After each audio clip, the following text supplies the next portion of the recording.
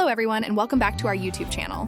We will guide you through the way how to add a header and footer in Microsoft Excel. Without further ado, let's get started. Open your Microsoft Excel.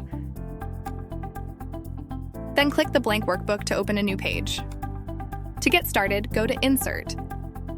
Then find the Header and Footer option at the top columns. When you select it, it will automatically add to your page. That's it. Now you have your header and footer sections set up. You can now customize your header to fit your needs. You can add important information such as the document title, page numbers, date, and much more.